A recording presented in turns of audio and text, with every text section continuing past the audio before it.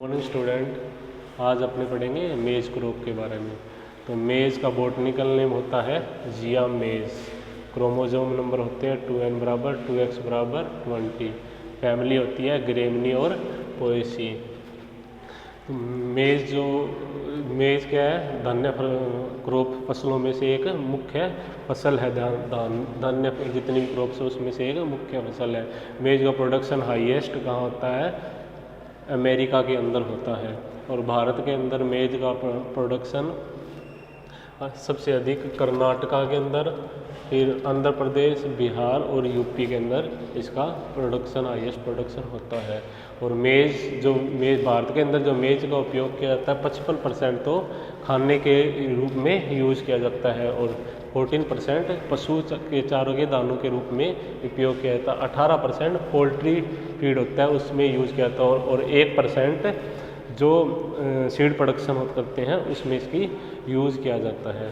जो मेज होते हैं उसके दाने के आकार के शेप के आधार पर इसको 7 सब स्पीशीज़ में डिवाइड किया गया है। तो हम स्पीशीज़ के बारे में पढ़ेंगे। तो फर्स्ट स्पीशीज़ होती है जिया मेज इंड्यूराटा। जो जिया मेज इंड्यूराटा होता है ये इसकी खेती मुख्यतः भारत में की जाती है। तो भारत की ये मुख्य सब स्पीशीज़ है जो भारत में इसकी खेती की जाती। इसके सीड का आकार गोल व चपटा होता है और सीड का रंग पीला व सफ़ेद होता है।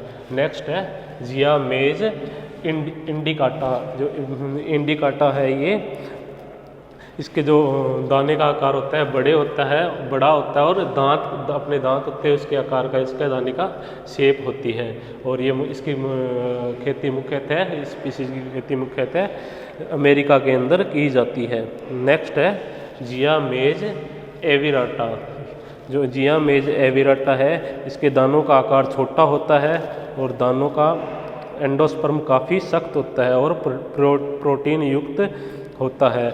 जो इसे पॉपकॉर्न भी बोला जाता है। तो इसे खाने के पर्पज़ से, भून के खाने के पर्पज़ से इसको यूज़ किया जाता है।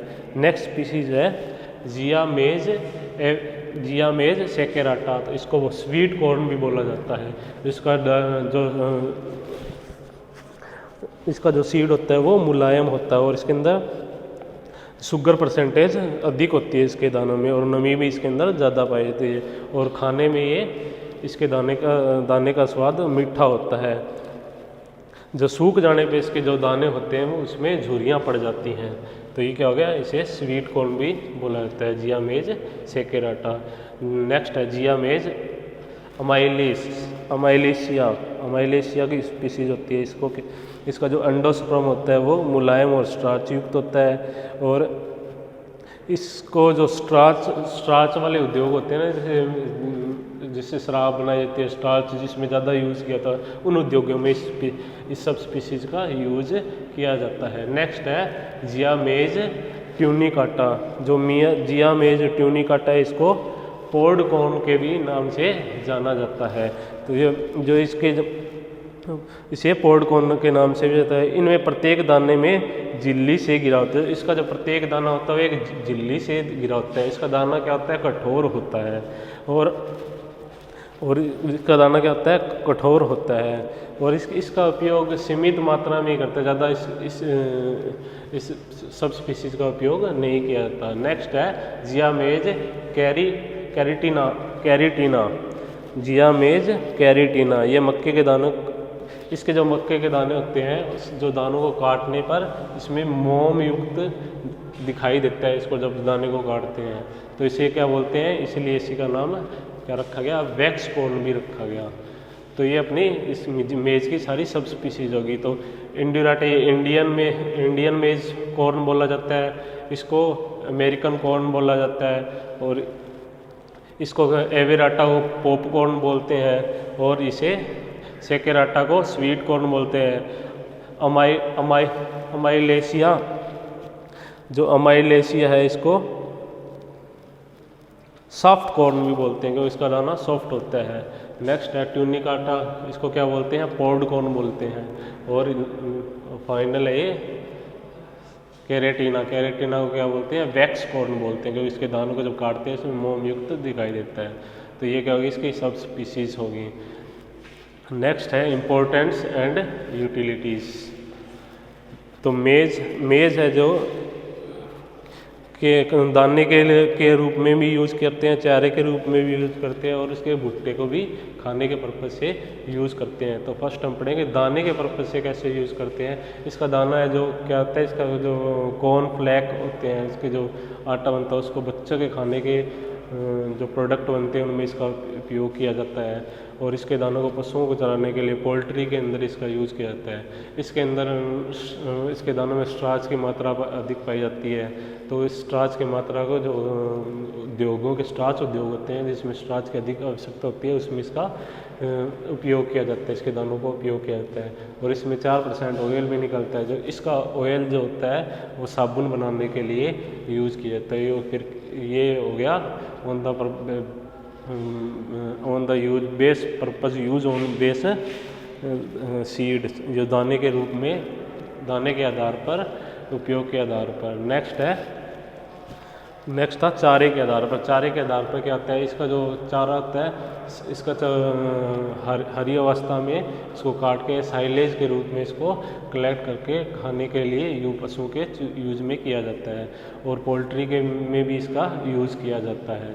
नेक्स्ट है इसके कॉर्न के रूप में। कॉर्न मतलब इसके भुट्टों को भून के खाने के पर्पज़ के यूज में भी इसको लिया जाता है। तो ये इसका क्या हो गया, इम्पोर्टेंस और यूटिलिटी। जो मेज होता है उसके अंदर 13.5% वाटर पाया जाता है उसके सीड में, 4% ऑयल पाया जाता है, 14% प्रोटीन पाया जाता है और 61% स्टार्च पाया जाता है। तो ये क्या हो गया इसका इम्पोर्टेंट एंड यूटिलिटी। नेक्स्ट है ओरिजिन ऑफ एंड टैक्सोनॉमी। जो मेज का ओरिजिन है वो मैक्सिको को माना जाता है। क्यों माना जाता है, क्योंकि इसकी जो वाइल्ड स्पीसीज है वो अत्यधिक कहाँ पाई जाती है, और इसकी वेरिएबिलिटी सबसे अधिक कहाँ पाई जाती है, मैक्सिको के अंदर पाई जाती है। इसलिए इसका जो ओरिजिन है किसको माना जाता है, मेज को माना जाता है। मेज की कल्टीवेटेड स्पीसीज होती है जिया मेज, और इसकी जो वाइल्ड स्पीसीज होता है वो है जिया पेरिनिसिस और जिया मैक्सिकन। ये इसकी क्या होगी, दोनों वाइल्ड स्पीसीज होती है। और मेज का क्रोमोसोम नंबर क्या होता है, 2n बराबर 2x बराबर 20 होता है। तो ये इसकी दो वाइल्ड स्पीसीज होगी, और कल्टिवेटेड स्पीसीज कौन सी होगी, जिया मेज हो गया। तो ये इसके क्या हो गया, इसका ओरिजिन और इसकी टैक्सोनॉमी होगी। नेक्स्ट है इसकी क्या होगी, टैक्सोनॉमी।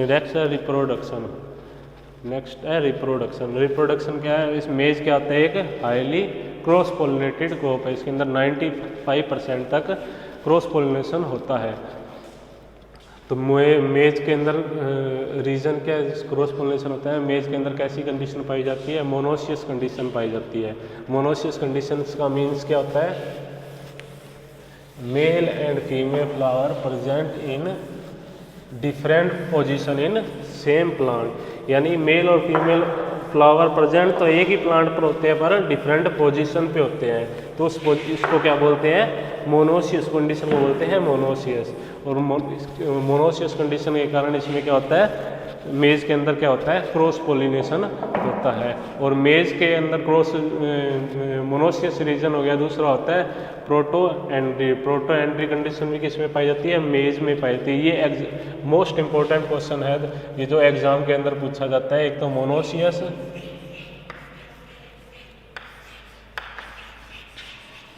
मोनोसियस कंडीशन और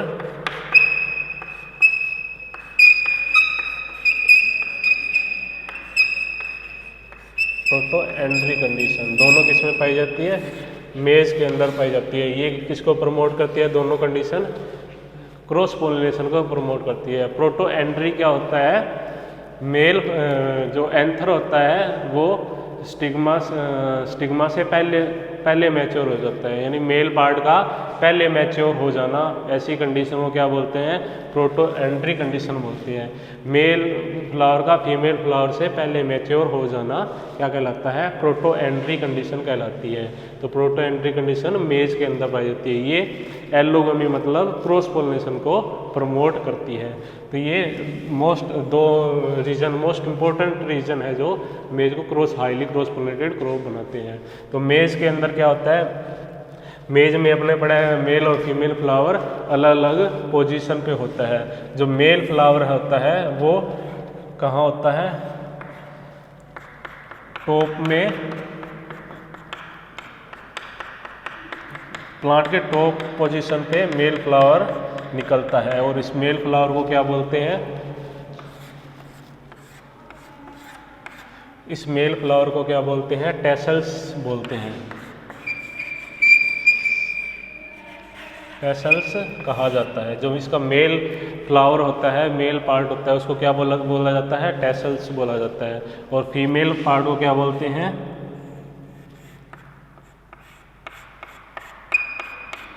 कोब बोला जाता है। इसके जो फीमेल पार्ट होता है इसको कोब या ईयर कहा जाता है। जो मेज प्लांट के अंदर जो फर्स्ट जो फ्लावर जो निकलता है वो मेल निकलता है, उसके बाद फीमेल फ्लावर निकलता है। तो इसकी रीजन से वजह से क्या होता है, जो मेल का फ्लावर होता है ये फीमेल फ्लावर से पहले मैच्योर हो जाता है। ये कंडीशन क्या होती है, प्रोटो एंड्री कंडीशन कहलाती है। तो मेज के एक हाईली क्रॉस पोलिनेटेड क्रॉप होती है। तो मेज का ये क्या होगा, फ्लावर का स्ट्रक्चर हो गया। तो इसके अंदर पोलिनेशन की प्रोसेस कैसे करते हैं, जब ये एंथर इसके अंदर एंथर निकलते हैं, ये इनके अंदर एंथर्स होते हैं, उनको पोलन निकलने से पहले इसको एक बैगिंग से कवर कर देते हैं मेज के फ्लावर को, किसको, टेसल्स को। और फिर क्या करते हैं, जो फीमेल्स फ्लावर होते हैं, जब इसमें सिल्क निकलना जब जस्ट स्टार्ट होती है, जब सिल्क निकलना जिस दिन स्टार्ट होती है तो उसके सिल्क का क्या होता है, ऊपर का कुछ पोर्शन कट कर देते हैं और इसको एक बैग से इसको भी कवर कर देते हैं। और जो ये जो बैगिंग करते हैं जो टेसल्स को, इसमें जो पोलन एक दो दिन में जो पोलन प्रोड्यूस होते हैं उनको कलेक्ट करके जिस फीमेल लाइन में अपने को इसको यूज़ करना है उस लाइन में इस पोलन्स को यूज़ कर लेते हैं। ऐसे ही क्या होगी, जब इसको फीमेल फ्लावर में क्या होता है, जब ये सिल्क यानी जब सिल्क थोड़े थोड़े दिखाई देते हैं तो इसके कुछ पोर्शन कट कर देते हैं और बैग से कवर कर देते हैं। उसमें क्या आता है, 2 या 3 दिन के बाद इसमें सिल्क बाहर निकलने स्टार्ट होते दिखाई देते हैं। तो जब ये सिल्क बाहर निकलने दिखाई देंगे 2 दिन के बाद, जिस प्लांट के पोलन हमें इससे क्रॉस पोलिनेट करवाने हैं वो पोलन्स ला के इस कोब्स को क्या करते हैं, पोलिनेट करवा देते हैं और उसको फिर कवर कर देते हैं। तो इस प्रोसेस में इसमें क्या करते हैं, पोलिनेशन करते हैं। और जैसे हमें जिस प्लांट्स को एज ए फीमेल यूज़ करना है तो उसका क्या करते हैं, ये टेसल्स मैच्योर होने से पहले इसको कट करके अलग कर देते हैं, जैसे एज ए फीमेल्स उस प्लांट को रखते हैं। तो इस प्रोसेस से इसमें पोलिनेशन करवाया जाता है मेज। तो ये क्या हो गया, इसके अंदर रिप्रोडक्शन प्रोसेस हो गया। जो एक मेल का एक फ्लावर्स होता है उसमें लेमा पेलिया होता है, लेमा और पेलिया से जैसे एक फ्लावर को ओपन करेंगे वो तो इसके अंदर जैसे मेल का एक फ्लावर ओपन करेंगे लेमा पेलिया होगा और इसमें क्या होते हैं, 3 एंथर्स होते हैं। एक फ्लावर के अंदर 3 एंथर्स पाए जाते हैं। तो ये इस प्रोसेस में इसमें क्या करवाया जाता है, पोलिनेशन करवाया जाता है मेज ग्रुप के अंदर। तो ये क्या हो गया, रिप्रोडक्शन हो गया। और इसके अंदर रिप्रोडक्शन हो गया। नेक्स्ट है ब्रीडिंग ऑब्जेक्टिव।